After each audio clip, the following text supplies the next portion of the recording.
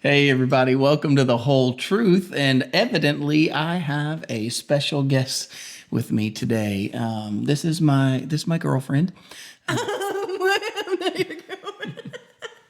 Girlfriend. Was. So, yeah, we're starting something new here on The Whole Truth. Was as in I'm your wife now. We Yes. didn't break up. We're not like this friendship going on. I was getting there. I think, I say that. I guess there's millions and millions of people watching that would be like, who is this chick? Exactly. We don't know her. Did I just call her a chick? You did. Anyways. Hey, so listen, we're doing something different here on the channel, and that is that we are going to, Kelly and I feel very led. For those of you who don't know, and we'll talk about this more today, we're both widowed. Kelly is a widow. I'm a widower, and we dated for almost 2 years. And yes, we know the difference. Widow, widower. Just for caption reasons, it's easy to say two widows. Yeah. Just to make that clear. Plus, I'm going to be honest. I know there's a disagreement here. You know, the English language is what it is, but I feel like widower sounds like the one who did the widowing. Yeah, I agree. Right? Like, doesn't it? Anyways, whatever. But totally know the difference. If you guys have seen the comments, whatever people are saying. Okay. But so we're starting something different here. And that is that the goal is that once a week, we want to post a podcast. And we want to start a podcast sharing our experience. So normally here on The Whole Truth, there's Bible studies that are happening. This is definitely not a Bible study. This is going to be more, Kelly and I trying to help marriages and families through sharing our experiences of loss and grief and blending families and church. And then of all of that, and part of the reason that we feel called to do this is because as Kelly is finding out, the life of a pastor is already on display. There's, whether we do this or not, everything we do is already monitored and watched in some way. I'm not saying monitored and watched like our church is some sort of weird cult, like what? That's not what I meant. We have great elders. They don't do that. But all eyes are on us. Yeah, and there's already, I already have a large following on Instagram and on Facebook and on YouTube, and so there's already a lot happening there. And so there's already a lot on display. One day all of a sudden it's, here's this woman in my videos and here we are getting married and, proposing, and everybody's going, what's going on? What's happening? And so we hope to share that story and share that journey, but also, there's an end goal of our life because it's on display. We hope to be a help to other people. So that's the idea, is that, to take these two people who've gone through loss and grief and already being seen, because I'm a pastor and I have social media pages, to go ahead and begin a podcast that would be the two of us sharing that together. And having gone through the grief process, the friendship process with all eyes on us and assumptions and rumors and then the relationship and then the talk of that and then the marriage. So, yeah. Right. Exactly. And I think that, this will be a help for us too in the future as we look back and get to say, oh yeah, I remember when we were there. So, we have lots to share. So let's just start out with that. Kelly, why don't we start out with where we are right now, in case everybody doesn't know? How many children do we currently have? We have nine children and a granddaughter. So a granddaughter, but 7 children living in the house. Yeah, 7 living here. Two moved out. Yeah. So how many did you bring into share a little more about that? How many did you bring in? 3 daughters. Current ages 17, 11, and 7. Yeah. And then I brought 6 into the relationship. Yeah. So I have adopted 2 when I was very young. And so some people hear my daughter's ages and go, you look too young to have daughters that old. Well, only one. I'm only too young for one of my daughters. But when I was 20 years old, brought in a 10-year-old and a 2-year-old, and then went on to have 4 more after that. So grand total, I have 6 with my late wife. And so then when we come together, we make 9. And so what do we call it? What do we call our lives? happy chaos. Happy chaos. Yeah, it is. It is happy chaos. It is. I feel like we just live our lives deciding what we forgot. I agree. Oh, we agree to something and then we go, "Oh, I forgot about." But And we have a calendar. We have like a full blown filled calendar and so still full. miss things. It is so full.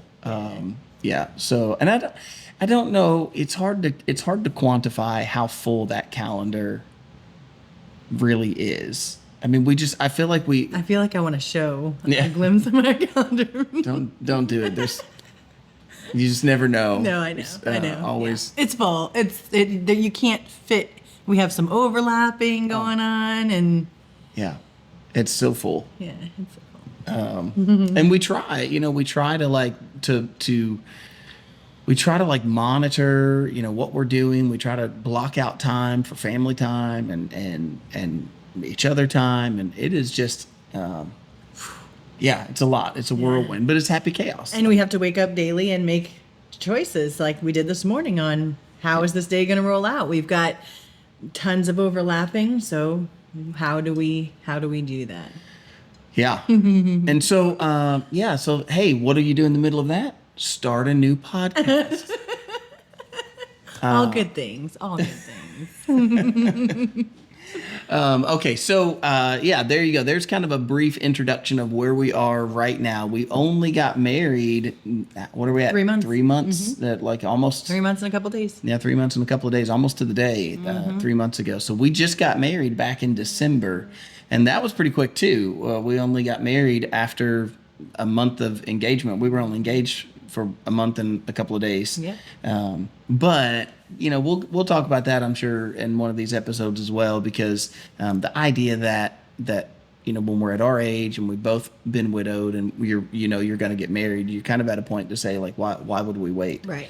And Right. so I'd love to dive into that deeper too one day. Yeah. So yeah, we have a lot to cover, a lot of ground to cover, and I'm really excited to introduce you all to Kelly in a deeper way, and I've been doing that on some of the short videos, but I mean, it's kind of highlighting. oh, it's totally highlighting.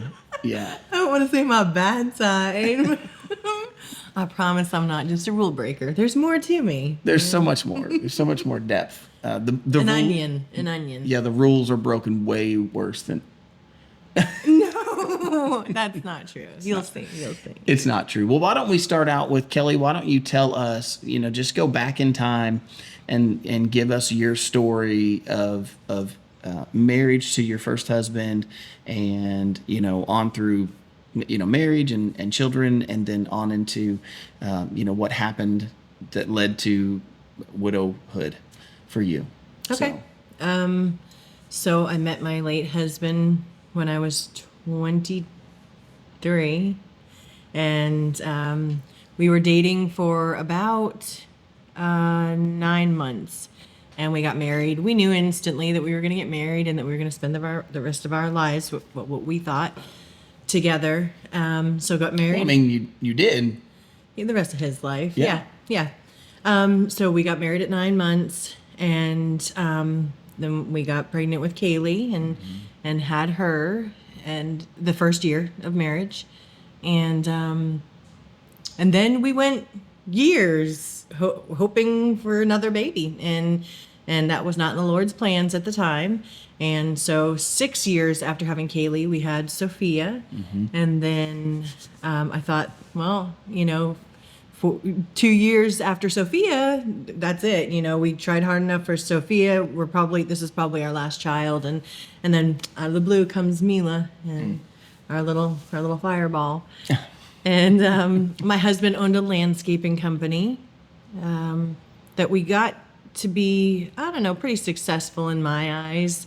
He had a passion for what he did and for working. He was very very driven and hardworking, and we finally got to a point where it seemed like, okay, things are really starting to get somewhere, and he started to have like, I don't know, he would cramp up at work, and his whole body would go into a full cramp, and he started losing weight. He lost like 70 pounds in 2 months, and we went from doctor to doctor to doctor trying to figure out what exactly was wrong. This was back in 2015. And finally, after months of going to different doctors, we went. He was hospitalized for a weekend, and they did CT scans and MRIs, and they, number one, diagnosed him a type 1 diabetic, and number two, they found a bunch of things in his pelvic area that were concerning to them. And so they did like a CT with contrast, and all the uptake went to his shoulder. He had a big tumor in his shoulder. And so they were basically telling us this could be cancer. We don't know. We want him to go to an oncologist.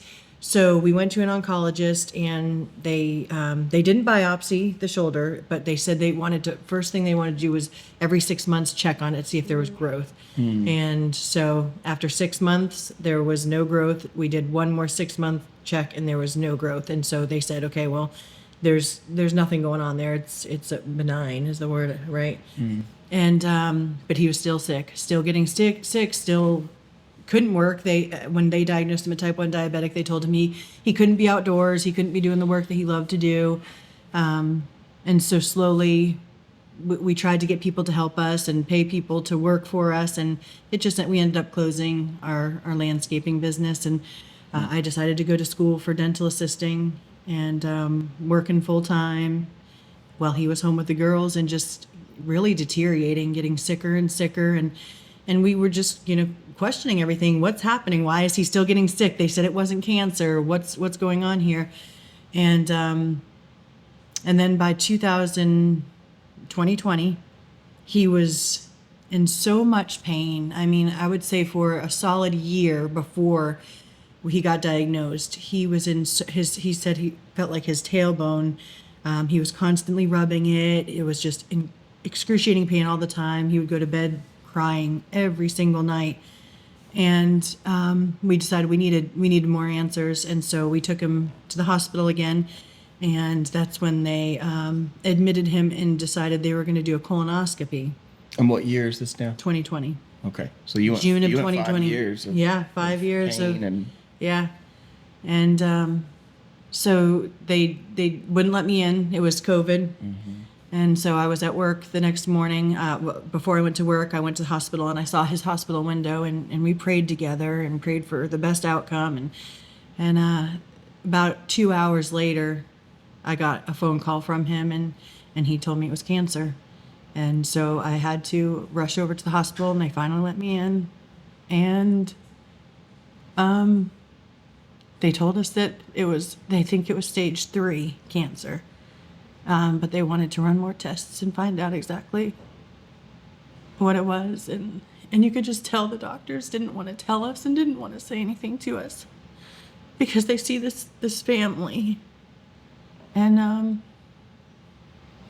so they sent us to an oncologist, and we found out it was stage 4 and that he probably had it since 2015. And then it was just all throughout his body. It was in his liver, in his lungs. It was just everywhere. And so at that point, you have to decide how do we go forward here? You have doctors telling you that they're not going to make it. If you don't do chemo, he's not going to make it more than 2 months. But if they give him chemo, he'll probably make it 6 months, maybe a little longer than that. And in my eyes, I saw it as my husband's not going to die. The Lord is going to heal him of this, and I don't need to be concerned with death. But still, we had our conversations and our prayers, and we had so much. There's alternative medicines, and we just didn't know. We didn't know what to do. You're just in a total blur at that time, and so we talked, and he was very easygoing about it. He just said that he wanted to fight for us, for the girls and for me. And so, unfortunately, we went with chemo, which took his last year and just ruined his last year. And if I could go back, I would absolutely never put that poison into his body or allow it to go into his body. So the chemo did nothing. It irritated his tumors. He was so sick, like literally throwing up every day, every hour, just constant throwing up. There was no relief for him. Constant pain. They had him on fentanyl patches. Those were doing nothing for him. His oncologist was cruel and mean and just didn't really care. And about 3 months before he passed away, we were at just a boiling point where we needed help for him. He was going to bed in the bathtub. He would fill the bathtub up and go to sleep because that was the only semi-relief he would get. And so we went and we were going to get, what are those shots that people get usually in their Cortisone? Yeah, cortisone shot by his tailbone because they said that would probably help him. And they even said maybe Botox to kill the nerves there, whatever. So I remember wheeling him in his wheelchair into this office. And I mean, he was so out of it and just in so much pain. There was just, it was hard. And we set up an appointment to get that done. And I mean, it was a very, very quick deterioration at that point. We had people telling us that we needed to put him in at-home hospice and that people live for years in home hospice, which wasn't true, but they were telling me that's the only way he was going to get pain relief is if we put him in at-home hospice. And so we did. We made that decision to do that. And so they started giving him morphine, and morphine just started breaking him down to nothing. There was nothing left of him. I mean, I would try and have a conversation with him, and you just couldn't. But he was out of pain. And How long were you all on? 3 weeks. 3 weeks. 3 weeks. Yeah, and about a week in, I looked at him and I said, "I'm taking you off this morphine. I'm losing you. I can't have a conversation with you. I don't want this. I don't want you to wither away." And he just looked at me and he said, "Please don't." And so I knew I just needed to let it happen. And so I continued to give him his morphine, and I would have to put him on my shoulders and bring him to the bathroom when he had to go to the bathroom. And he just withered away. And about 2.5 weeks in, I had a nurse friend come over and she said, "It's time to give him this medicine that the doctor gave us to put in the back of the refrigerator." And she kind of tried explaining to me what was happening, and I kind of didn't register exactly what was happening. And so they gave him this medicine, and within 2 days, we laid him down he was on his hospital bed, and we pushed it up against the couch so I could lay right next to him, and my nurse friend was there, plus we had the hospice nurse there, and we just laid and we fell asleep together, just holding each other. And I didn't know really that it was happening. I guess in my mind I was just like, no, this is not happening. He's gonna live. And we went to sleep that night, and I woke up. It was 2:16 a.m. and I woke up and I saw him take a deep breath, and I said, no. I said, I love you. And he whispered the words, "I love you." And then another deep breath, and that was it. And I screamed out and I just said, "I think I lost him. I think he's gone." And he was. And that was May of 2021. And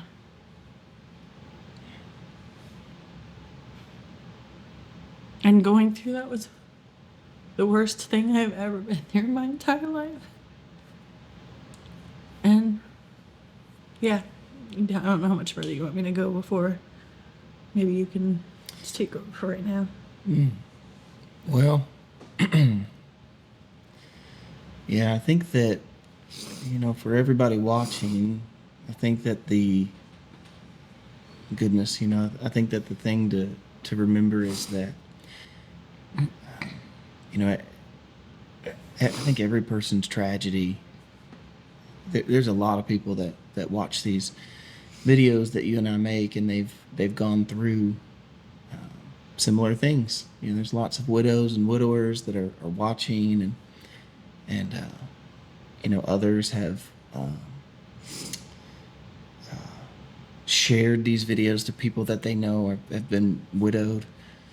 And one of the things that I would just encourage you to know would be like, as you hear Kelly talking and going over that, and I could share my experience with my wife and what happened with her, and it's similar but it's different. You know, there's those similarities that I can say, man, I can relate exactly with that, and then there's those parts that you go, you know, that's a little bit different. But you know, at the end of the day, I think the thing that I would, how about I put it in words like this? You know, I've heard people say that when Jesus went to the tomb when Lazarus had died and he wept, they're like, well, why would he weep? I mean, if he knows what heaven is like, and, you know, maybe he wept because he brought, you know, he knew he was bringing Lazarus back from heaven and bringing him back to earth. Maybe that's why he wept. And I think that cheapens the tragedy that we go through. I think Jesus wept, and it took my wife passing away for me to recognize this. I think Jesus wept because death hurts.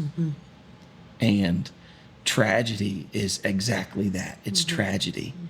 And you know, the Bible says that we don't have a high priest who's not been tempted in every way that we've been tempted. You know, our God, when he came down to this earth, he did more than come for a extended stay. He experienced everything that we experience, and death is one of those things that we experience.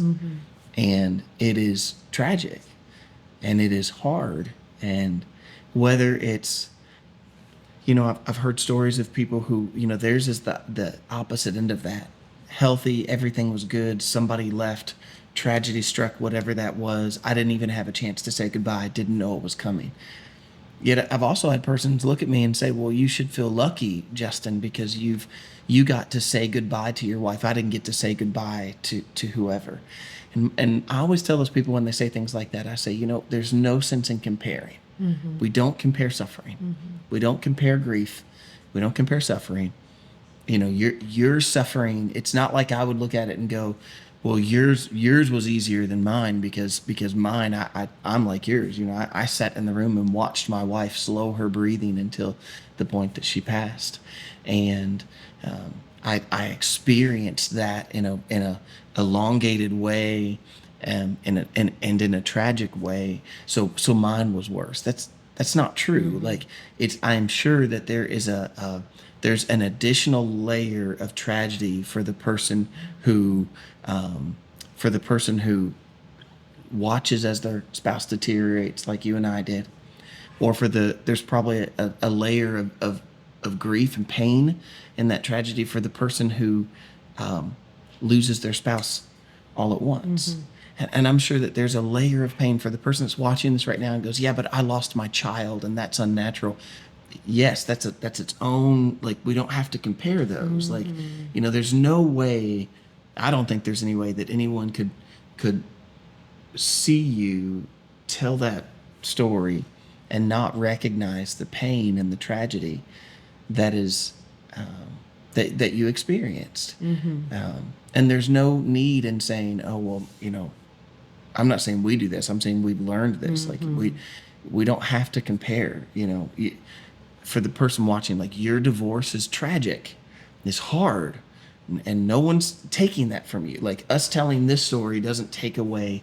We're simply saying that, I'm simply saying that, you know, tragedy is hard and loss is hard, and it's all hard, and it's all tough.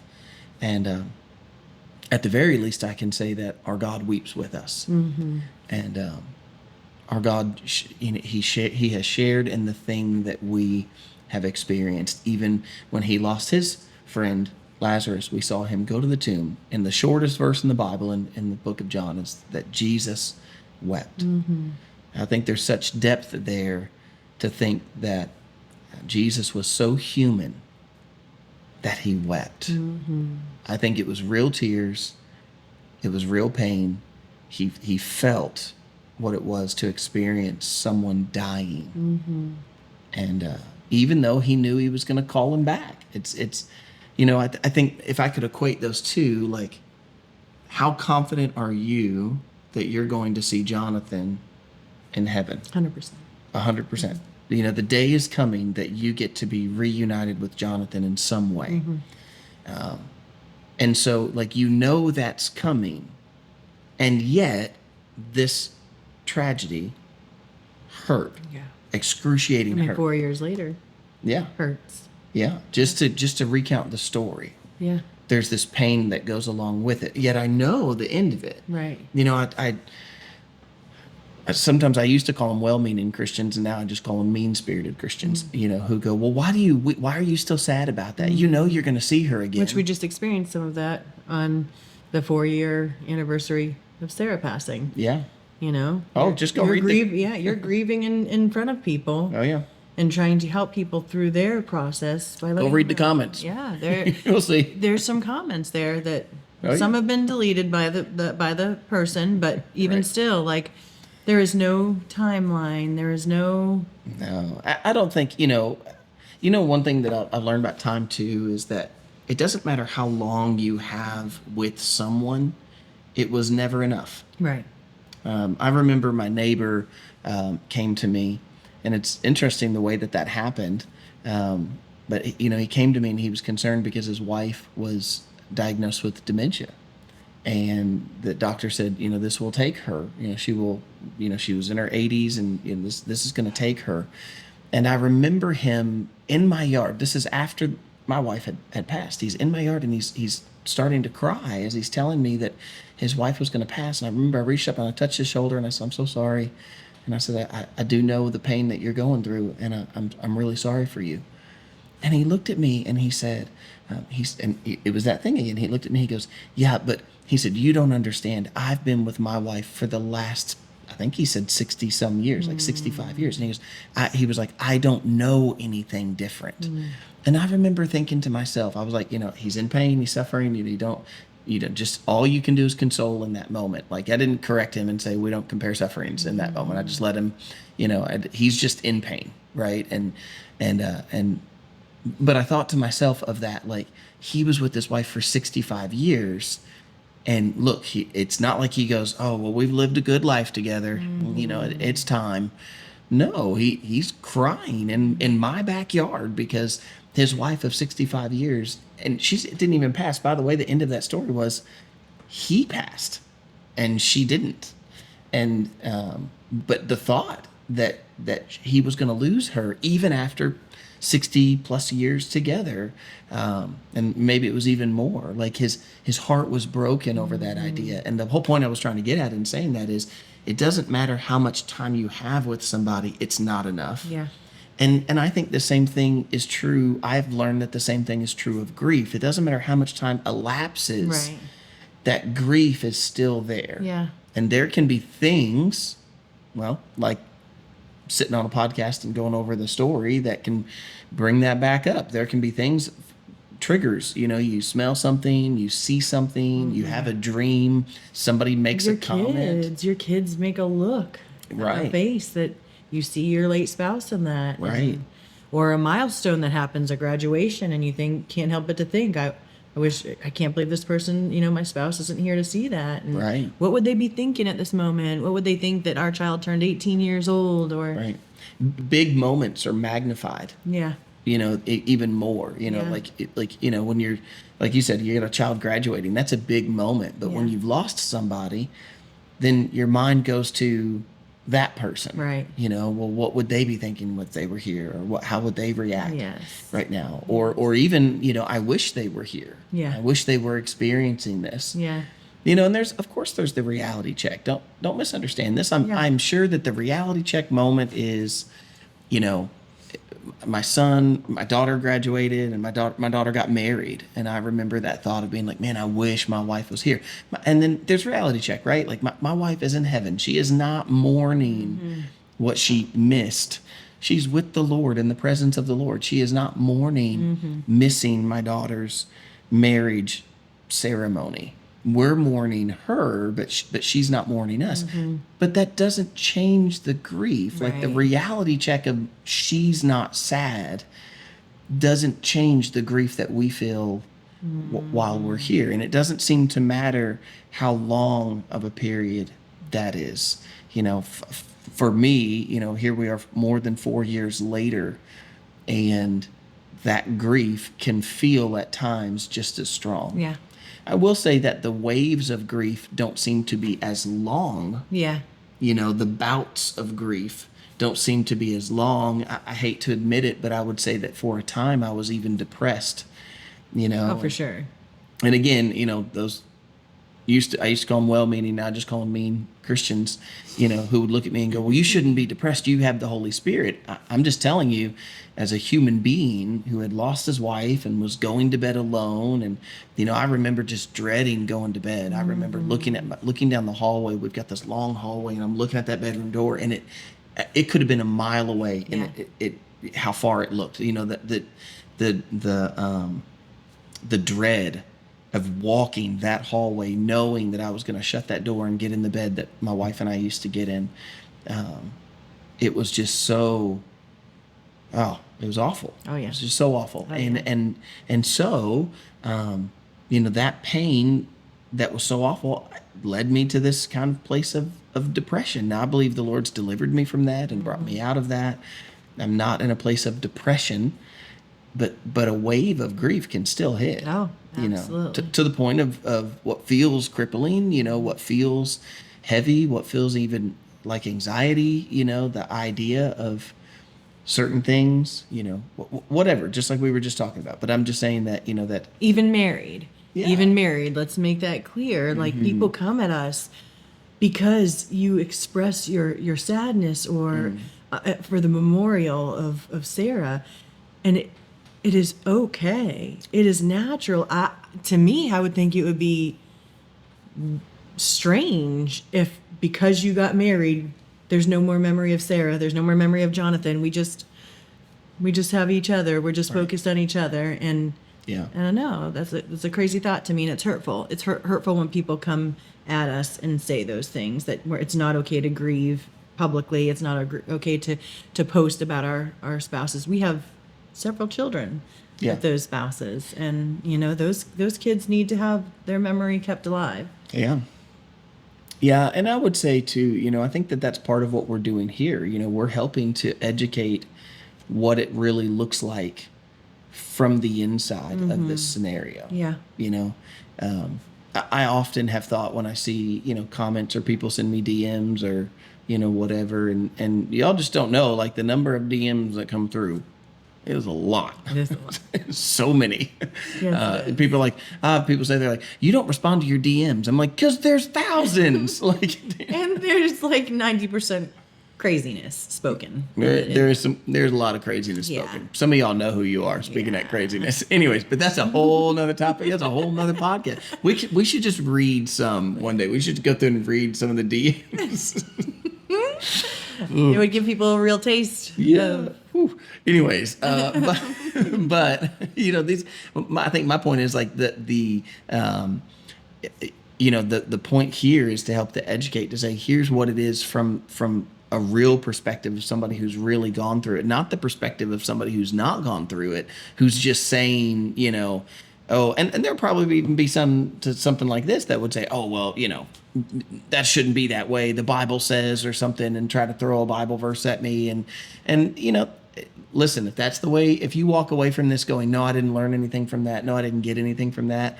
That's, hey, that's on you. That's, I'm not going to tell you what you can and can't think of something like this, but I'm going to tell you that, you have two people with experience who've lived through tragedy, who've lived through grief, who've lived through loss, who've lived through rebuilding life, and now have come together. And so, I believe there's value in that experience, in that experience alone, and learning from that experience. One thing I've always thought about business, and I've always known about business, whether, church business or financial business, if I was dealing with my job or if I was dealing with my calling, I always want to surround myself with people who had experience doing what I want to do. Find the person that's done the thing that you want to do, and go do that with him. I had a pastor friend that I used to talk to, and I remember as the church began to grow, for a time we were the tiniest church in the county, and our church hadn't grown for years, and we were really small, and then the church began to grow, and we'll talk about that in the podcast one day, I'm sure. But the church began to grow, and I went to this pastor, and he said after the church had grown, and his church was always significantly bigger, had always been significantly bigger than ours. And I remember going to him, and I was talking to him about some of the growing pains. And I remember the way it felt when he looked at me, and he said, you've taken it to a level, you've been taken to a level that I've not been to yet. And I remember like the feeling of that shift of like, I always looked up to him as like he already knew all of these things, and he did. He had the experience, and then it like shifted, and he's like, you're treading new ground that I don't really have experience to share with you what that what that looks like or how to navigate that. He's like, he said this to me. He was like, I could take good guesses and try to give you wise counsel, but I've never lived that. Yeah. And I think that's the point of what I'm saying here is, For sure. We've lived that, and we've lived that tragedy. And so something that I've learned in the middle of that is that, and I'm sure I'll share this a whole lot, is that grief and joy exist in the exact same space. Yeah, absolutely. The perception that we have is that because somebody's grieving, they have no joy, or that because somebody's joyful or even happy, that they don't have grief, or that they don't have sadness. Yes. And the truth is that those two do exist in the same space. They do. And I just actually want to touch on that just from a theological standpoint for a moment.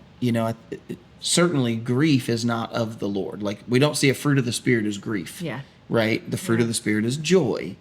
But I heard somebody say one time, I can't remember who it was, but I heard a pastor say one time, he was talking about how people used to say that, the Spirit can't dwell in a dirty vessel. And he said, well, what other choice does the Spirit have? Because we're all dirty vessels. Like, to say the Spirit can't dwell in a dirty vessel would imply that we have to be clean for the Holy Spirit. And we do have to be clean through the blood of Jesus. Yes. But if what you mean is that you have to have this perfect life, this sinless life, for the Holy Spirit to indwell you, well, that will never happen. It'll never happen. There's not one. There's not one around. And so in the same way with joy, we are in a life that has tragedy and grief and sadness, and we're not supposed to live there. Yeah. God has not given us the spirit of fear, but of power and of sound mind. And he says over and over, don't fear, don't fear, don't fear. But you have to admit that every now and then fear happens. Yeah. Something happens and it's like, man, that made me afraid. I'd love to be able to say I'm brave all the time. Fearless. I'm totally fearless. Yeah. But that would be a lie. There are times coming into this, before we were, what are we at, 37 minutes in, were you a little nervous? Yeah. Yeah, I mean, it happens. Yeah. Nerves happen. Fear happens. Yeah. And so fear and bravery exist in the same space. Exactly. Grief and joy, though joy is the part that is from the Spirit, joy does exist in the space that grief exists. Definitely. And they don't, one doesn't cancel the other one. One could cancel the other one out. Yeah. One day joy will rule and grief will have no place. But right now we still have grief to deal with. Yes. And one day, bravery and fearlessness will rule, but right now there's still fear to deal with. Yeah. And so, don't think that just because somebody is grieving that they can't have joy simultaneously. It reminds me of this thought of when I remember being little. I was younger, maybe a teenager, and there was a child that had died, and the parents were videoed spraying silly string on the child's headstone. And I remember this group of moms like nagging on that, like they were ragging on that real hard, like why would they do that? That's disgraceful and whatever, and I would never have done that. And I didn't think of it then. I just I heard what everyone was saying, and I don't know, I didn't think of it. But when I think of it now, and I think everybody's got to grieve in their own way. Yeah. And that was an example of like grief and joy in the same place. Like, Yeah. they're remembering their son, and I'm sure Silly String probably had a role in that somewhere. For sure. I don't. You probably didn't never use Silly String and just whip it out one day at the graveside. You probably there's probably some memory they had or something they were dealing with, and so they used Silly String. Or the fun things they missed out on. Yeah, or just the fact that, hey, it's his birthday, and Yeah. we're trying to remember him on his birthday, and that's the point that I'm saying is, like grief and joy exist in the same space, and so there's times that we are reminded and encouraged and edified by the hope that Christ has for us, and the remembrance that that mom, speaking for myself, that mom's in heaven, and that she's waiting for us, and that's how I think you can end up in those bouts where you're in the middle of grief, and then something tickles you, some memory, some whatever, you're reminiscing with some friend, and you end up laughing, and then you have this kind of laughing moment, or this kind of joyful moment, and then yet that person leaves, and when they leave and they go home, and now you're faced to walk that hallway and look down the hallway at this door that you're gonna walk through and shut behind you, and that grief settles back in. You're not in a strange place, you're in an earthly place. Yeah. This is what everybody on earth eventually will deal with, is that joy and grief will have to exist in the same space. Yeah. And so, I can totally say that I'm at a place where I've gone from tragedy through grief, tragedy and loss through grief, to, now rebuilding life together. And I'm at a place where, I think that there's more joy than there is grief. But I don't think there was ever a place where grief totally took over and there was no joy. It probably felt like that if I went back 4 years and asked myself, 4 years ago this moment, late March, because I lost my wife March the 5th of 2021. Yes. So just a few months before you lost Jonathan. And if I was to go back and ask myself then, did I feel any joy? I'd probably say no. Yeah. In that moment, I would for probably sure. say no. For sure. But looking back on it, I can see where those Moments. are, Yeah. And now in the reverse, I'm at a place of joy, but there are still moments of grief. Yes. There are still things that happen. Yes. Which Which is totally natural. Yeah. And I know we've spoken a lot about the negative comments that we've gotten, but I mean, another reason we're doing this is how many people have come to us and said, I'm healing because of what you guys are doing. Yes. Your videos bring me so much joy. Yes. I mean, people who have lost their spouses, have lost children, have come to us and said, you guys, I look forward to what you guys bring every night. You bring me so much joy and hope and restoration. And even a really, really close friend of ours came to me the other day and to you at a meeting and said how much she is being restored and the joy that's being brought back into her life after years of grieving. That's right. Watching our story unfold and the restoration that God's doing in our lives. Yeah. There's a part of I think any person, like we relate. I went on this little kick a while back. You remember this? We were dating, and I was reading about these mirror neurons. I can't get it out of my head, y'all. I pick it up all the time, and I'm like, oh wait, that's what and I'll be sitting there like pacing or like side to side, and I'll notice the person across from me starts doing it. I'm like, mirror neuron. Yeah, it happens. You should look into these. This really happens. I will test it. I will test this theory. You can, maybe we'll have an episode on this. Maybe they've already picked up on a lot of mirror neurons that have happened in this podcast. Maybe. Yeah, maybe you guys have already seen it. Like, oh, you're doing the same thing. Yeah. But like, if one person does something, the other person, if they're straight across from them, will do the same thing, whether it's hand movements or. So I'll be at church and I'll be like talking to people outside, and I'll take my foot and I'll like kick the curb. You know what I mean? I'll just like as I'm talking, I'll just like kick the curb.